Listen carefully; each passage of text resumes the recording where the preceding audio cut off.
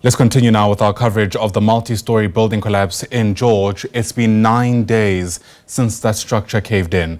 19 workers remain unaccounted for, with the death toll still standing at 33. 81 people were on site at the time of the incident last Monday already. Let's cross now live to SABC News reporter Lerato Fekisi, who's not too far from the site of the collapse itself and joins us now live. Lerato, a statement has just dropped literally as I speak to you. It seems more people have now been linked to their families out of the 33 who've sadly died. Yes, that's correct. And 18 now have been identified. 7 of those South Africans, 5 from Malawi, 3 from Mozambique, and obviously very overjoyed to be able to identify the families. What you see behind me, Ayanda, is a structure where families come and get a list of the people that have been identified, and there are no bodies here. Obviously, all the bodies are at the mortuary, but they come here. A list is given about where these people are from, and the family has then come with proper identification to prove that they know who the family members are.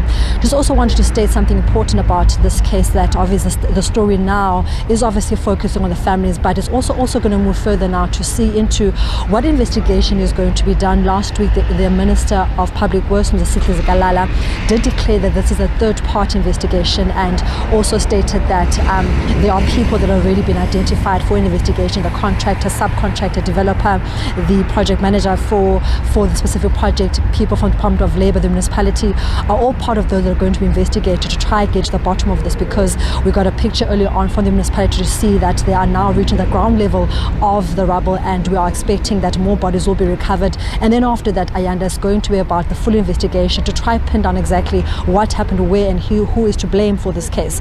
But like I said this morning, we are speaking to the many family members who some have identified their family members and some haven't. And I'm joined this morning by Ubongani, who is one of the fortunate ones to have identified his cousin who passed on during this tragedy.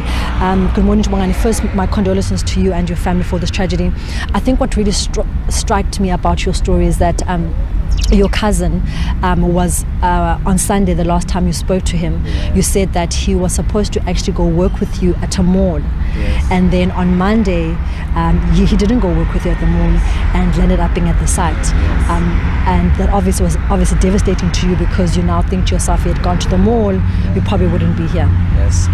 Hello, this is Bongani. I'm very, very sad, because I've been coming here to check, because I heard that there are still people who are underground, who they are still alive.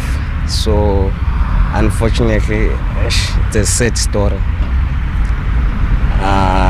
Ungishilo mfowethu ayisekho into engizoyenza, sengacela nje ukuthi abakhonayo labo izandla zabo zibe lula besincedise, because we are far away from our families, from home, from friends, from everybody. We are far away. So besicela uxhaso noma kuyi-government, because this building is a building for government. La ingaxhasa nje kancinci bengasilahleleli.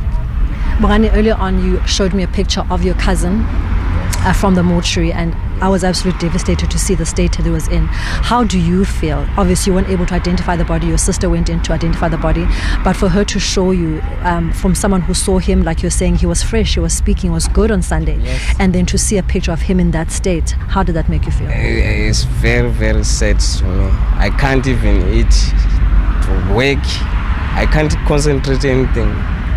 It's sad, because I have been hoping, but it's God's choice. So akusenani uNkulunkulu ngoseyazi indlela yakhe ukuthi uzohamba kanjani. Thina into esesicela nje ukuthi abantu besixhase emalini. Even ama members ay company, they must help us, because imali ayisekho kaloko. Siyacela nje ne government ukuthi layo ibheke situation lesi sesibhekane nayo.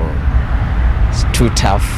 Thank you. Yeah. And how is your sister doing? Because obviously she went to identify the body. How is she, and how's the family? His children, if has any, how are they doing? She's speechless. Down, sad, everything terrible. It is very sad. Very sad. It's a very sad story. But anyway, his soul rest in peace. In terms of now closure, you're saying to me that as sad as you are equally happy that at least you were able to identify him, to see him in that state. Obviously not very nice, but at least, unlike other family members who are still hoping, at least to have seen him. Yeah. Was that some type of, I wouldn't really call it healing because I don't think anyone heals from such a thing, but some type of closure for you? Yeah, it's better because now we know that we can't even go to the site looking for him. We can't cry for the people to make fast. Now we already know that he's gone.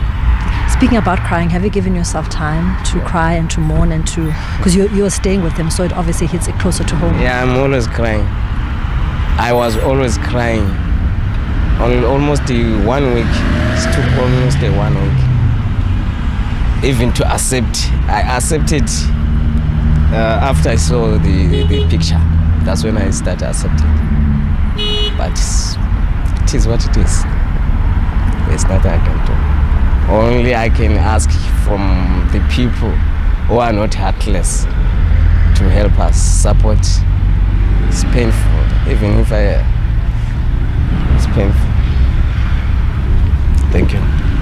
Well, that was Simpiwe, whose cousin passed away during this tragedy. They were able to identify the body just a couple of days ago, and you can't even put to words. He actually showed me the picture of his cousin, and I can't imagine what he's probably going through to have actually seen him on Sunday while alive, active, and then to hear on Monday that he's passed on. And as he was just appealing, like the Deputy Minister of International Relations has asked that the public please come forward and assist in terms of financial assistance, because the tough part now, Ayanda, is trying to repatriate all these bodies back home. A bus to Malawi costs 4,000 rand per person, and you can imagine then how much it is to transport the body. So hence Bongani was asking that anyone who can assist, who can come forward, any assistance will go a long way in trying to give the loved ones a proper burial and a dignified one after such a tragedy. Let's go back to you guys in the studio. Really difficult story to watch this, and I imagine to cover. Lerato, Fekisi, thanks very much indeed. There are many layers to what took place in George, especially when you consider how many unanswered questions there are. A story we'll certainly keep watching as it continues to unfold.